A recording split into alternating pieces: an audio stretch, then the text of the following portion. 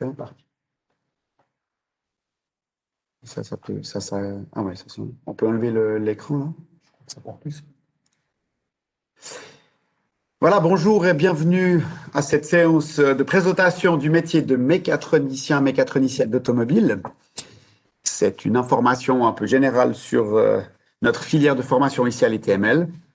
Je m'appelle Philippe Poulain, je suis maître principal, responsable de la formation des mécaniciennes et mécaniciens d'automobile ici à l'ETML. Et puis, je vais vous donner un petit peu quelques informations générales.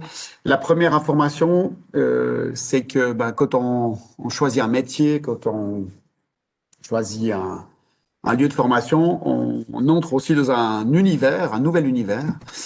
Et puis, cet univers-là, c'est le monde de l'automobile. Et j'aimerais commencer cette présentation par quelques chiffres qui sont assez parlants, en tout cas à mon goût. Tout d'abord, le tout petit pays que nous sommes au milieu de l'Europe et même de ce monde représente 4,6 millions de voitures de tourisme. C'est un chiffre qui est assez stable, ça fait quelques années que c'est comme ça, mais en lien avec la population, vous pouvez imaginer ce que ça fait en termes de nombre de voitures, c'est assez énorme. Et ces 4,6 millions parcourent plus de 100 milliards de kilomètres par année en Suisse. Et là, il y a une augmentation de 13% en 20 ans. Quand on sait que les 3/4 du pays sont recouverts de montagnes, ça laisse songeur. Pour ceux qui sont dans les bouchons, ils peuvent peut-être s'imaginer qu'est-ce que ça veut dire. Et ces 100 milliards de kilomètres, c'est uniquement ici, évidemment. C'est toujours intéressant d'observer un petit peu la vente et les immatriculations de chaque année. Si on prend un petit peu le parc automobile suisse 2020, on a près de 40 000 voitures hybrides, plug-in hybrides et électriques. Ça fait une augmentation de 177% par rapport à l'année passée. C'est juste énorme. Et c'est d'ailleurs les seules catégories de voitures qui sont en augmentation, puisque cette année, on va le voir, c'est un petit peu la cata pour les garages. 15 000 voitures électriques, 100% électriques immatriculées, plus 44% par rapport à l'année passée. Donc, c'est vraiment ces deux catégories de voitures qui sont en pleine augmentation. Les autres sont toutes en recul. Une voiture sur 4 en Suisse possède actuellement une propulsion alternative électrique. Donc, c'est beaucoup. Et on voit que le Suisse est en train de prendre le virage clairement de cet aspect-là.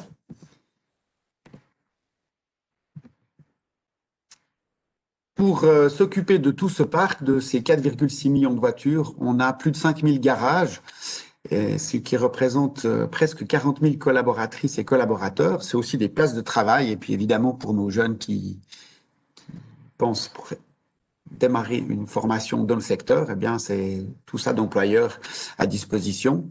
Dans ces 5 200 garages, on a toutes sortes de garages, on a évidemment des agences, des marques, des représentants de marques officielles, mais on a aussi beaucoup de garages qui sont multimarques, comme on dit, ou qui ne sont pas représentants dans un réseau particulier, qui travaillent tout aussi bien et qui sont aussi des employeurs potentiels, et aussi des formateurs. Un emploi sur 8 en Suisse dépend de l'automobile, pas forcément directement, aussi indirectement, avec des secteurs liés au conseil, à l'assurance, aux services techniques, etc. Tout ce petit monde, ça représente 95 milliards de chiffre d'affaires par année. Nestlé le fait plus ou moins la même chose dans le monde entier. Et là, c'est que en Suisse, en sachant qu'on n'a pas d'usine, on n'a pas de constructeur suisse, c'est que soit de la sous-traitance, soit du service. Donc, c'est énorme. C'est pas un secteur négligeable en termes d'influence aussi dans le milieu économique. Et voilà l'autre chiffre qui est lui, par contre, en sérieuse baisse, c'est le nombre d'immatriculations à fin novembre. On peut faire une extrapolation à fin décembre, ça ne va pas beaucoup changer. Un quart de moins par rapport à l'année passée. On peut imaginer que le Covid a encore frappé. Il n'y a que les propulsions alternatives qui sont en progression, comme je vous l'ai dit un petit peu plus haut, là, avec ces voitures électriques et ces voitures hybrides, donc qui intègrent une propulsion électrique ou une aide électrique à la propulsion thermique. Voilà donc le monde qui se présente aux jeunes qui veulent intégrer la filière de formation qu'on propose ici à l'ETML. Nous, on n'est qu'un lanceur, qu'un toboggan vers ce monde-là. Après, évidemment, s'offre à lui ou à elle plein de possibilités pour rester dans ce monde de l'automobile, pour travailler dans un garage ou continuer ses études pour pouvoir peut-être aussi rejoindre des services techniques, des importateurs, des entreprises de conseil, etc., etc. Notre secteur de l'automobile forme sur 3 niveaux. Alors, ces 3 niveaux ne sont pas forcément représentés à l'ETML, mais c'est important de savoir de quoi il s'agit, puisque selon les capacités ou les prérequis scolaires du jeune, eh bien, peut-être qu'il faut commencer par pas forcément le niveau le plus élevé. Donc, le métier se décline en maintenance automobile. Tout ce qui est entretien, ça représente un bon paquet de travail, on va dire, de tout ce qui est maintenir, entretenir les voitures. Le deuxième groupe ou le deuxième thème, c'est tout ce qui est réparation automobile. Donc, lorsqu'il y a de la casse, lorsqu'il y a des pannes, lorsqu'il y a des travaux à effectuer, ça rentre dans cette catégorie-là. Ce n'est pas juste de l'entretien ni de la maintenance, mais on va plus loin. Ça nécessite aussi de connaître comment sont construites les voitures, les techniques de travail pour pouvoir réparer toutes sortes de systèmes, qu'ils soient mécaniques, électriques ou autres. Et puis le troisième thème, c'est tout ce qui est diagnostic automobile. Donc la recherche de panne, transformer un symptôme en travail, pouvoir aussi transformer un énoncé d'un client, d'une cliente, d'un conducteur ou d'une conductrice qui vient au garage et qui nous dit j'ai ce témoin-là qui s'est allumé, ou j'ai entendu un bruit, ou j'ai une vibration, ou la voiture tousse ou n'avance pas bien, qu'est-ce qui se passe? Et le mécatronicien ou la mécatronicienne va devoir justement transformer cette plainte ou cette remarque en un travail. C'est un aspect pas forcément évident, mais passionnant du métier. Donc ces 3 niveaux, j'ai envie de dire, ou ces 3 thèmes, se déclinent aussi en 3 formations qui sont complémentaires. La maintenance automobile, on a besoin d'assistants en maintenance. C'est pas un CFC, c'est une AFP. Donc ça se passe en 2 ans. Et il y a uniquement les garages qui forment cette filière-là. Pour ce qui est de la maintenance et la réparation, puisque c'est intégré, on a besoin de mécaniciennes et de mécaniciens de maintenance. C'est aussi uniquement en garage qu'on peut suivre cette formation-là. Ça donne un CFC en 3 ans. Et puis, le troisième niveau qui intègre les 2 premiers, donc maintenance, réparation et diagnostic automobile, c'est les mécatroniciennes et mécatroniciens qui ont le choix d'être formés soit ici à l'ETML, en école de métier, à plein temps pendant 4 ans, ou en garage également pendant 4 ans. Donc, il y a vraiment ces 3 niveaux-là, et selon la capacité de jeune, eh bien, peut-être c'est plus sage de commencer soit par assistant, soit par mécanicien, puis de faire ce qui est possible de faire un complément. Donc, par exemple, quelqu'un qui commencerait par mécanicien de maintenance ferait un apprentissage en garage de 3 ans, et puis, si la passion continue et si l'envie lui dit, eh bien, il y a possibilité de faire une passerelle de 2 ans supplémentaires pour obtenir le CFC de mécatronicien. Donc ça lui donnerait déjà 2 CFC, toujours dans le secteur automobile. La question qu'il faut se poser avant de choisir un lieu de formation, c'est est-ce que je suis dans le bon métier? Et en ce qui concerne mécatronicien d'automobile, voici un petit peu les éléments qu'il est bon de connaître. Tout d'abord, le mécatronicien ou la mécatronicienne réalise des diagnostics. Comme je l'ai dit avant, il faut transformer les symptômes du véhicule ou les remarques des conductrices et conducteurs en travaux. Pour cela, on utilise nos oreilles, on utilise nos mains, notre sensibilité, mais aussi des appareils, des ordinateurs. L'ordinateur ne dit pas tout, contrairement à la pensée populaire où il suffit de brancher une prise et puis il nous dit quelle pièce à remplacer. Il faut encore être capable d'interpréter ces informations, il faut peut-être aller se documenter, chercher toutes sortes d'éléments pour pouvoir après effectuer un travail. Une fois que le diagnostic est réalisé, une fois qu'on est au clair sur ce qu'il y a à faire sur le véhicule, eh bien, on va exécuter ces travaux. Et là encore, le ou la mécatronicienne doit être capable d'effectuer les travaux. Il ne réalise pas seulement les diagnostics, mais doit être capable d'effectuer tous les travaux possibles sur le véhicule. Et Dieu sait si un véhicule c'est rempli de technologies toutes différentes les unes que les autres. Il y a de la mécanique, évidemment, mais il n'y a plus aucun élément aujourd'hui mécanique qui n'est pas géré par de l'électronique ou de l'informatique. Donc, il faut encore arriver à faire le lien, le pont entre tous ces systèmes. C'est aussi une compétence qui est demandée aux mécatroniciens. Et puis, l'entretien, la maintenance, c'est aussi une compétence qu'on lui demande. Souvent, la voiture a rendez-vous pour un service au garage. Et en plus de ce service, en plus de cette échéance de maintenance, il y a des remarques que le client va nous faire. Ah, bah, vous regarderez, j'ai un bruit quand je braque à gauche, ou bien de temps en temps, j'ai ce témoin qui s'allume, après il disparaît, on ne sait pas trop pourquoi, ou des fois, j'ai ma fenêtre avant gauche là qui coince. Donc, c'est tous des éléments qui vont nous être donnés en plus de l'échéance du service à faire sur le véhicule. Donc, on va commencer par prendre en charge cette voiture. On va lui vérifier, en effet, les opérations à faire à telle échéance, qu'elle soit kilométrique ou au niveau temps. Et puis, on va en même temps contrôler le reste des systèmes. Donc, le mécatronicien ou la mécatronicienne doit absolument pouvoir faire le lien avec le reste et pas être bloqué simplement parce qu'il a fait que la maintenance.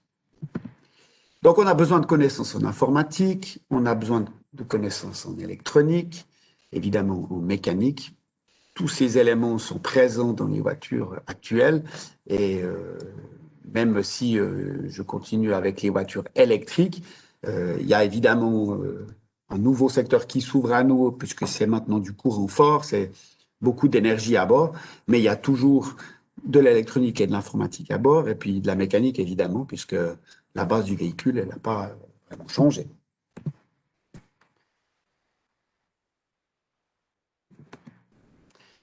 Il faut donc localiser les éventuels dysfonctionnements, il faut connaître la conception de la voiture, il faut pour ça être capable d'aller se documenter, puisque même si une voiture, ça reste une voiture, on sait où se trouve le volant, il y a de vitesse, il y a bien les portes, mais ce qui est dessous, ce qui est caché, ne serait-ce que le compartiment moteur, eh bien, on se rend compte que c'est très complexe et que pour des fois accéder à tel ou tel système ou telle pièce, eh bien, il faut être capable de démonter d'autres systèmes. Donc, ça nécessite pas mal de bon sens, de logique et puis d'interprétation. On va s'aider évidemment d'appareils, on va pouvoir avoir accès à des bases de données. Ici à l'ETML, on n'est pas représentant d'une marque en particulier, mais par contre, on est abonné aux marques. Si on a un véhicule du groupe VV, pour pas les nommer, ou bien si on a Ford ou Mercedes, je ne sais, ben on va pouvoir aller se documenter sur le véhicule en question comme un garage de marque. On a des fois quelques limites sur les véhicules tout neufs, mais c'est pas ceux-là qui viennent suite au garage, ils sont encore sous garantie pendant les 2 ou 3 premières années. Donc nous, on va plutôt travailler sur des voitures à partir de 4-5 ans. C'est largement suffisant pour pouvoir former les jeunes, mais en même temps, ça nous laisse la capacité de se documenter aussi sur ces véhicules-là. Donc ça nécessite de la part du mécatronicien, de la mécatronicienne, de pouvoir s'adapter en permanence, puisque vous avez vu que le milieu automobile évolue très très vite. On a d'un côté la pression politique par rapport à la pollution, par rapport aux émissions. On n'a pas cessé ces dizaines d'années, enfin moi ça fait 30 ans que je suis dans le milieu et ça n'arrête pas d'évoluer au niveau des normes anti-pollution et ça ne va pas s'arrêter. Et même avec l'arrivée des voitures électriques, ça va continuer puisque on doit chaque fois avancer au niveau technologie pour, d'un côté, polluer le moins possible et de l'autre côté, être le plus sécure possible, avec les voitures aussi qui deviennent autonomes pour assister les conductrices et conducteurs. Tout ça, ce sont des technologies sur lesquelles le mécatronicien ou la mécatronicienne va devoir travailler, donc s'adapter. Ça va plus vite que le plan de formation du CFC. Donc aujourd'hui, dans notre plan de formation, on a évidemment des sujets qui sont dans ces domaines-là, mais on n'en fait pas évidemment encore des spécialistes. Le CFC, ça reste une formation de base, une formation générale qui donne la possibilité aux jeunes de s'adapter après à l'environnement dans lequel il va travailler. Donc, on ne va pas former des jeunes pour en faire des spécialistes de tel ou tel système, mais par contre, ils vont pouvoir facilement après s'adapter moyennant de la formation continue sur les voitures sur lesquelles ils vont travailler. Une fois qu'on a choisi le métier, une fois qu'on est au clair sur le fait que oui, je veux travailler dans l'automobile, je veux travailler dans un atelier, je veux être mécatronicien ou mécanicien, eh bien, il faut choisir un lieu de formation. Comme je vous ai dit avant, nous formons que des mécatroniciennes et mécatroniciens. Donc, ceux ou celles qui souhaitent plutôt choisir assistant de maintenance ou mécanicien, mécanicienne de maintenance, eh bien, il vous faut trouver un garage qui va vous former pour cela. Et pour cela, il faut faire des stages, il faut se renseigner, il faut aller voir les gens, il faut frapper aux portes pour décrocher ses places d'apprentissage. Pour ce qui est de mécatronicien, mécatronicienne, aussi faire des stages, évidemment. Et puis là, ça vaut la peine de comparer l'ambiance école et l'ambiance garage. Il y a encore des petits et des grands garages. Donc, il y a évidemment des tout grands garages, Émile Frey, AMAG, Red Star ou des grands centres comme ça. Il y a des plus petits garages, des garages familiaux. On connaît toute une série évidemment sur le canton. Et puis, il y a des garages qui n'ont pas forcément d'agence de représentation officielle, mais qui restent des très bonnes entreprises. Le fait que ce soit une agence n'est pas toujours le meilleur critère, le premier critère. Il faut aller regarder la compétence des gens qui y travaillent. Et c'est pas parce que il n'y a pas d'agence qu'il n'y a pas forcément des compétences derrière, ou bien au contraire des fois. Donc, ça vaut la peine d'aller faire des stages, d'aller voir un petit peu comment ça se passe.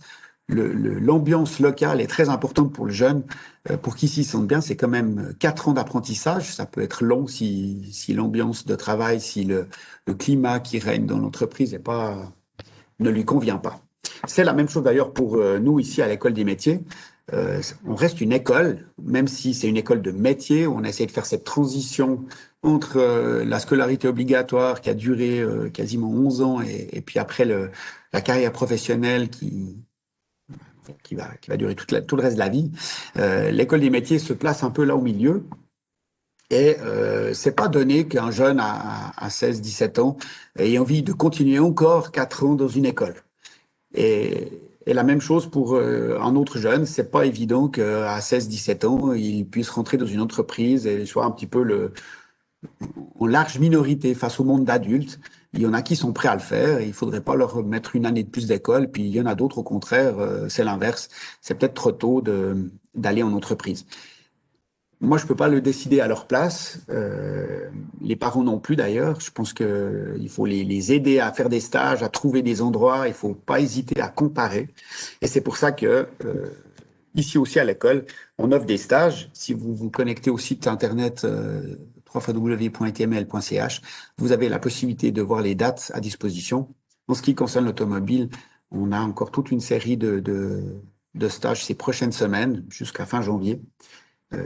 2 jours par semaine.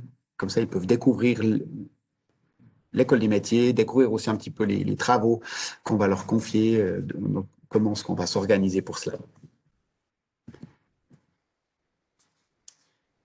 La grosse différence entre l'école des métiers et les garages, c'est le fait d'être à plein temps à l'école ou d'être en ce qu'on appelle dual.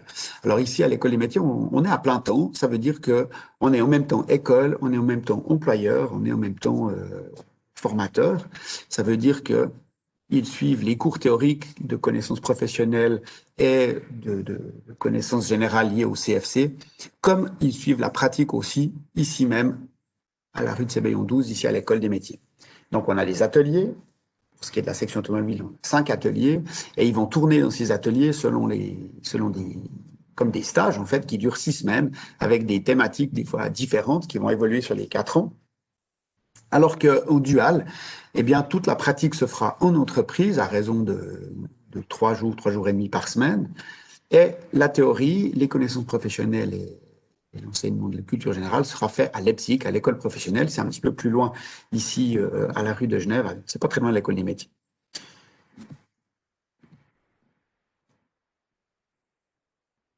que nous amenons un petit peu en plus au niveau de la section automobile pour un jeune qui choisirait cette formation en école de métier plutôt qu'au garage, ben, c'est qu'on n'est pas justement spécialisé sur une marque. Le jeune qui choisit un garage Toyota, pour pas le nommer, ben, il va surtout faire des Toyota. Et puis, s'il a de la chance, s'ouvrir un peu sur d'autres marques parce qu'il y a des occasions. Ici, on n'est pas là pour en faire des spécialistes.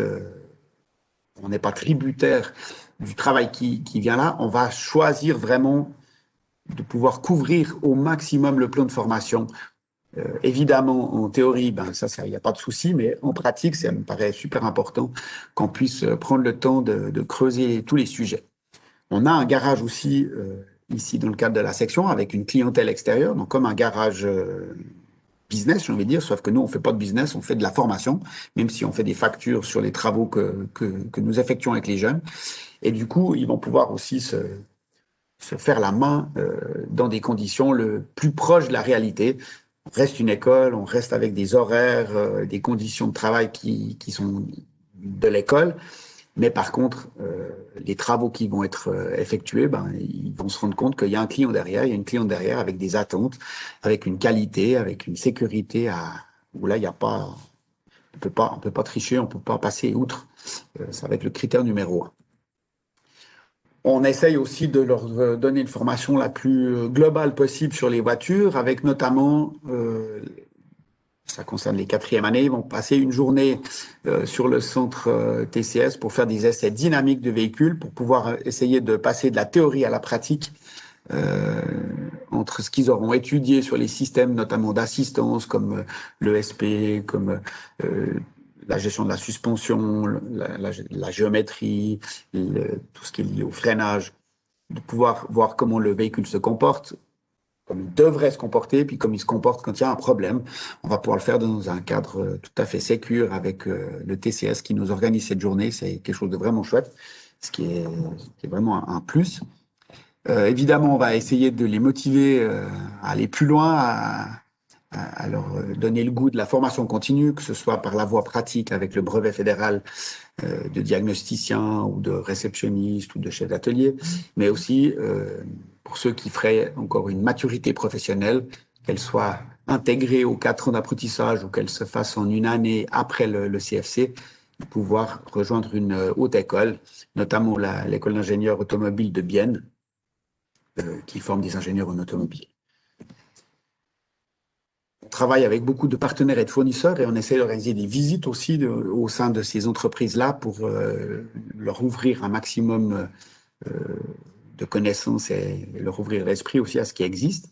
Ces fournisseurs, ces partenaires sont aussi des employeurs potentiels en passant, donc c'est pas négligeable. Et puis, on devait commencer cette année, malheureusement le Covid nous l'a empêché, mais on est en lien avec le rallye du Chablais pour que nos jeunes, notamment de troisième année, puissent passer une journée avec les équipes d'assistance autour des équipes de préparation de voitures.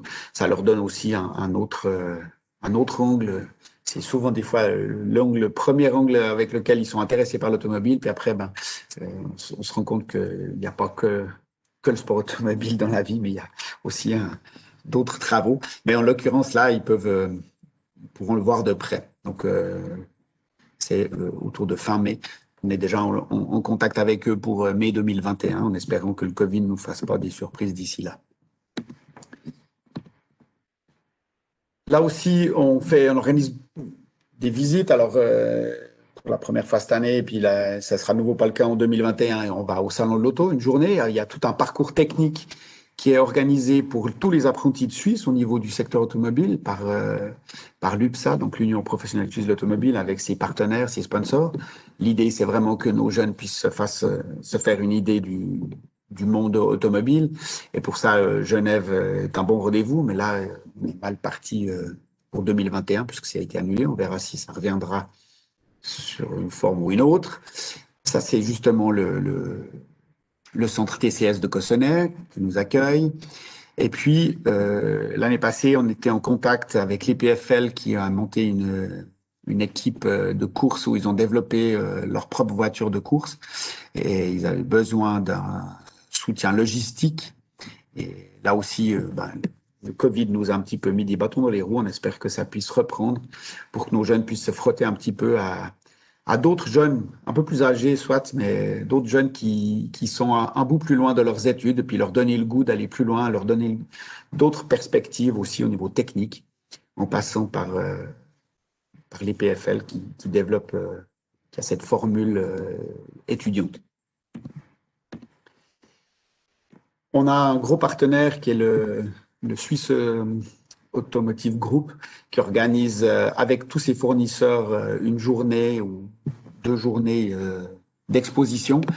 Là, ce qui est intéressant, au-delà de l'aspect purement business, c'est pas ça qu'on recherche évidemment, c'est le lien avec les fournisseurs, avec les grandes marques de fournitures automobiles.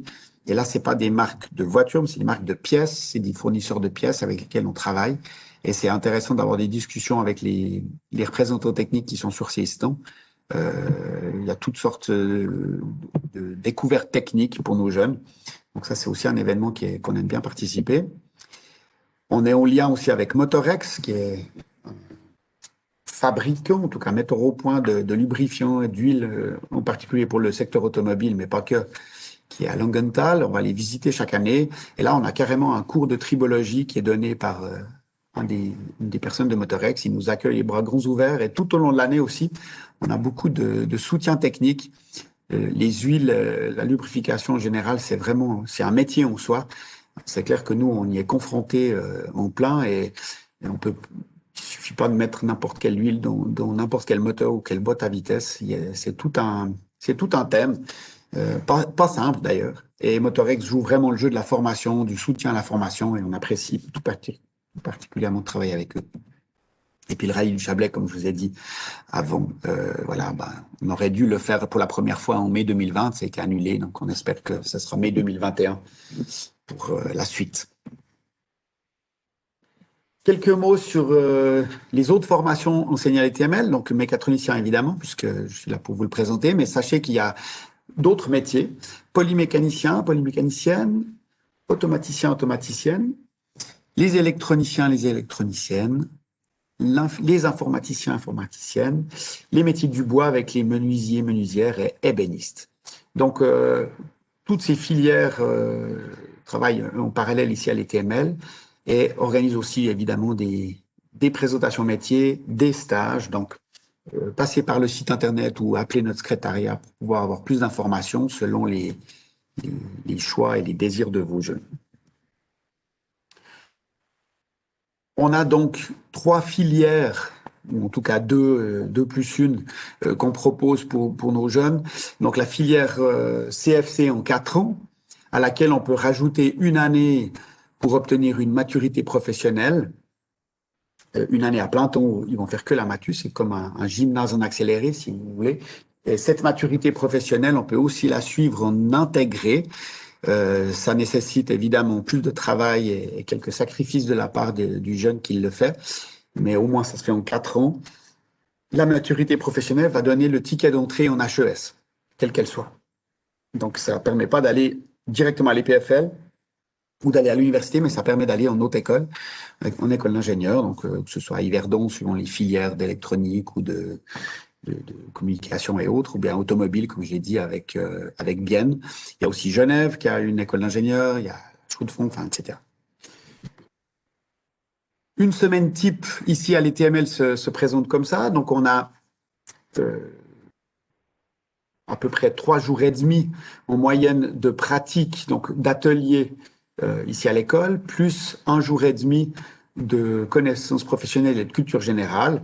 Alors, c'est pas forcément le lundi, les cours théoriques et puis le reste de la semaine en pratique, comme ça l'est montré ici. Chaque section a son jour de théorie, comme on dit. Pour ce qui est de l'automobile, on commence la semaine à l'atelier, on fait lundi, mardi, mercredi, jeudi, matin, pour la plupart en théorie. Et puis, le jeudi après-midi et le vendredi, le lundi au jeudi en pratique et le jeudi après-midi et vendredi en théorie. Pour ceux qui ont la filière maturité professionnelle intégrée, eh bien, ils ont 2 jours de théorie complète, 1 jour de connaissances professionnelles et 1 jour de matu, et 3 jours de pratique. Alors, c'est pas toujours des blocs aussi simples que ça. Malheureusement, des fois, les les aléas de l'horaire font qu'on a des fois un peu un damier, mais comme on est tous sur le même site, ça pose pas trop de soucis. Le CFC est composé de culture générale, ça c'est l'enseignement théorique, ça c'est la même culture générale pour tous les CFC, donc langue et communication et société, et puis évidemment un gros morceau de connaissances professionnelles, ça c'est selon chaque profession, où on va aborder en théorie tous les aspects techniques liés au métier. Et la pratique, ben, forcément selon chaque profession, en ce qui concerne l'automobile, on a vraiment 5 ateliers avec du garage, avec du labo, avec de l'atelier général pour décortiquer un petit peu plus les différentes réparations possibles sur les voitures, où évidemment on commence par la base avec les premières années, mais très rapidement on essaye de leur faire des travaux de façon autonome. Donc on a un parc de voitures qui nous appartient, qui ne reprendront pas la route pour éviter des problèmes de sécurité, ce qui nous permet de faire travailler déjà les premières années de façon indépendante sur un véhicule, ce qui serait totalement impossible en garage sur un véhicule client. On va pas faire démonter des freins à un jeune qui n'a encore pas d'expérience, alors qu'on va mettre la vie en danger des conductrices et des conducteurs s'il va y avoir un souci. Ça nous dérange absolument pas d'ailleurs qu'ils apprennent aussi par l'erreur, ce qui n'est pas possible de le faire sur un véhicule client. Donc ça, c'est un plus réel de nos ateliers, c'est de pouvoir travailler sur nos propres voitures où on ne craint pas que le jeune fasse une erreur, au contraire, même si on ne va pas le provoquer, on rebondit sur les erreurs qu'ils vont faire afin qu'ils puissent se faire un maximum d'expérience rapidement. Et puis après, quand on passe au garage, eh bien, ils ont déjà des gestes, ils ont déjà une compétence qu'ils vont pouvoir appliquer. Alors c'est sûr que de notre part, les enseignants qui les encadrent, il n'y a pas une voiture qui ressort du garage sans qu'il y ait un contrôle complet qui soit fait. On contrôle les coupes de serrage, on contrôle chaque opération que le jeune a faite. Et ça, sur les 4 ans. Ça, on ne peut pas passer à côté, c'est clair. La maturité professionnelle, qui est indépendante du métier que le jeune aurait choisi, hein. Une maturité professionnelle, que le jeune soit ébéniste, que soit informaticien ou mécatronicien, c'est la même. Donc, c'est des branches qui sont celles du gymnase, hein. On retrouve au gymnase le français, littérature, l'histoire civique, l'économie droit, l'allemand, l'anglais. Il y a des domaines complémentaires, à choix d'ailleurs, des maths évidemment, des sciences naturelles, et puis un travail interdisciplinaire qui sera fait pendant ces 4 ans ou dans l'année post-CFC. Une fois qu'on a notre CFC en poche, on peut continuer de se former en voie pratique via un brevet fédéral qui après peut encore amener à un diplôme fédéral. L'intérêt de cette filière-là, c'est qu'on le fait en cours d'emploi. Soit on se met à 80% et on a un jour de formation par semaine, ou il y a même des cours du soir qui existent, ce qui permet aux jeunes de gagner sa vie, de trouver son indépendance et son autonomie financière, mais de continuer de se former. Personnellement, c'est la voie que j'avais choisie il y a bien quelques temps. On peut continuer avec une école supérieure. Alors, ça n'existe pas en automobile, mais on a des filières ici même à l'école des métiers en télécom, en mécanique et en électronique. Il y a même encore en informatique de gestion. Et on devient après technicien ES.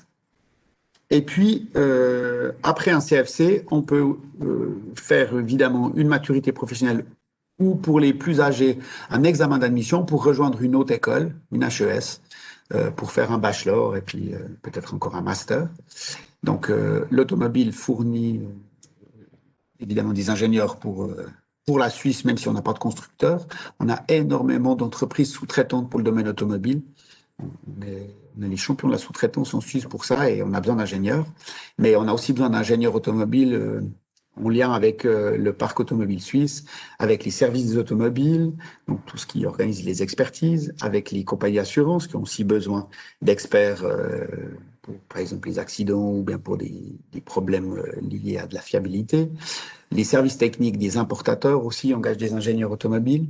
Et puis, ben, évidemment, le jeune peut-être l'occasion aussi d'aller à l'étranger et puis de se frotter un petit peu à d'autres milieux automobiles internationaux. On n'a pas besoin d'aller bien loin pour trouver des grands constructeurs ici en Europe. Moyennant une année de passerelle, un CMS par exemple, un cours de maths spécial, eh bien après le jeune peut, avec son CFCS à Mathieu, aller à l'EPFL. dans les différentes branches. Et puis là aussi, le secteur automobile est représenté. C'est pas directement une formation dédiée à l'automobile, mais qui touchera l'automobile. Ou alors, quitter l'aspect technique et partir dans le milieu académique, beaucoup plus académique. Il faut aussi un raccordement d'une année pour rejoindre l'université. Les conditions d'admission pour les TML, il faut passer le concours d'entrée. Ce concours d'entrée va donner un résultat en lien avec la volée des jeunes qui se sera inscrit à ce concours. Ce n'est pas un résultat absolu, c'est un résultat relatif. Donc c'est en lien aussi avec le parcours scolaire de la volée, donc la volée 2021 pour la prochaine. Et puis suite à ce concours d'entrée, ceux qui répondent aux critères vont passer un entretien d'embauche, quelque part, un entretien personnel, avec l'un ou l'autre d'entre nous de la section représentée. Donc, pour l'automobile, tous mes collègues participent à ces entretiens d'admission. Et c'est suite à cet entretien, après, qu'une décision est prise pour admettre. Pendant cet entretien, on aimerait vraiment mesurer l'intérêt du jeune de démarrer cette formation à l'ETML, les critères de choix aussi, pourquoi elle a choisi d'une part le métier de mécatronicienne ou mécatronicien, et puis pourquoi elle a choisi les TML. Ça me paraît important d'être au clair là-dessus, d'être transparent, parce qu'on s'engage sur 4 ans, et puis c'est un engagement qui va dans les deux sens. Le jeune a des engagements à répondre, et puis nous aussi, on s'engage pour lui, pour elle, et on tient à l'amener au bout, et évidemment avec succès. Pour ceux qui s'inscrivent en CFC et maturité intégrée, eh bien, la première condition, c'est d'être déjà admis au CFC. Donc, le concours d'entrée et l'entretien sont les mêmes. Et puis, il faut en plus soit un certificat d'études secondaires VP ou VG avec un certain nombre de points. Vous avez le détail là. Si vous avez 3 branches à option niveau 2, il faut 18 points en maths, français, allemand et sciences de la nature. Si vous avez que 2 branches à option niveau 2 et une au niveau 1, il faut 19 points en maths, français, allemand et sciences de la nature. Ces informations-là, vous pouvez les retrouver sur notre site internet. Vous pouvez aussi vous renseigner auprès du secrétariat si tout d'un coup vous ne saviez plus trop ce qu'il en est lors de la demande d'admission. Le concours d'admission, il faut vous inscrire avant le 30 janvier 2021. Pour cela, vous trouvez les documents via le site internet ou bien vous passez ici à la rue de Sébeillon au secrétariat et puis vous demandez les formulaires d'inscription. Et puis, le concours lui-même aura lieu le 15 février, ici même, dans nos locaux. Ce concours, il n'est pas dédié à un métier ou à un autre. Il n'y a pas un concours automobile comme il y aurait un concours pour les informaticiens ou pour les automaticiens. C'est un concours qui est commun à toutes les écoles de métier, que vous fassiez horloger, horlogère à la Vallée de Joux ou bien médiamaticien à Sainte-Croix, c'est le même. Donc, toutes nos écoles de métier ont ce même concours-là. La plupart des épreuves de cette journée-là seront sous forme informatique. Donc, toutes sortes de tests, de questions sur la logique, le calcul, l'expression, etc. Comme j'ai déjà eu l'occasion de vous le dire, faites des stages. Alors, évidemment, ici à l'École des métiers, on a, en ce qui concerne l'automobile, des places ces prochaines semaines. On a déjà accueilli tout un certain nombre de stagiaires depuis les vacances d'octobre, mais ça continue. Et puis, moi, je vous conseille aussi de faire des stages dans les entreprises, histoire de comparer. Ça fait aussi partie de votre dossier d'admission, de pouvoir dire, oui, j'ai été comparé, j'ai testé, j'ai fait un grand garage, j'ai fait un petit garage, ou bien j'ai aussi testé d'autres métiers, histoire de vraiment vous ouvrir un maximum aux possibilités de formation qui existent. Il y en a beaucoup. C'est un petit peu compliqué ces temps au niveau des entreprises parce qu'il y en a beaucoup qui sont pas trop rassurés au niveau de l'avenir, évidemment, puisque le secteur économique est bien ébranlé et puis c'est peut-être d'autres soucis que de former les jeunes. Mais ne vous découragez pas, insistez, allez trouver les gens. On peut aussi vous aider à trouver des places ou des adresses selon où vous habitez. Enfin voilà, mais venez déjà faire un stage ici à l'école. C'est 2 jours, c'est lundi, mardi. Et puis, jusqu'au début du printemps, on prend évidemment en priorité les 11e années qui vont démarrer leur formation potentiellement en été 2021. Et puis, plus tard dans la saison, on prendra les intéressés de 10e année. C'est juste un stage découverte. Là, c'est plus un stage pour se dire est-ce que c'est ce métier que je veux faire ou pas, discuter un petit peu avec nous, passer une journée ici à l'ETML. Voilà, il y a la possibilité de poser des questions via le lien que vous avez sur cette présentation. Il y a aussi bien sûr la possibilité de nous contacter par le site internet ou par téléphone ou vous passez par le secrétariat, il n'y a pas de souci. Donc je ne sais pas si, vu qu'on n'est pas nombreux, vous pouvez même activer votre micro et puis me poser la question en direct, s'il y a des questions, évidemment. Et voilà, moi personnellement, je vous remercie de votre attention. Et puis, vous pourrez retrouver toute une série d'informations, y compris cette présentation, sur notre site ces prochains temps.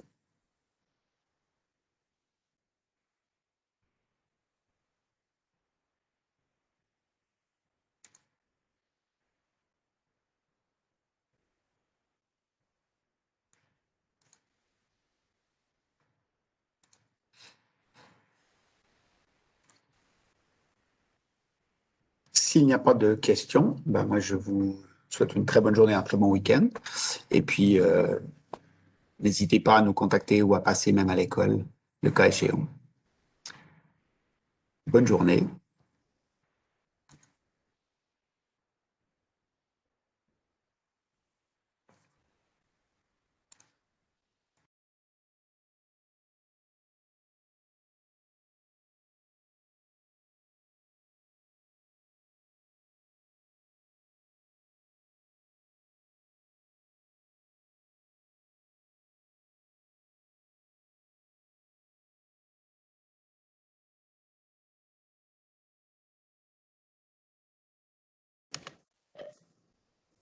Salut Philippe, tu m'entends? Oui, je t'entends. Bravo, très bien. Si jamais tu veux boire un café, tu peux passer à mon bureau. D'accord. C'est plutôt l'heure du coup de blanc. Ouais, c'est vrai. Non, C'est non, vrai. c'est bon. Ok, je book tout. Merci. Allez, ciao.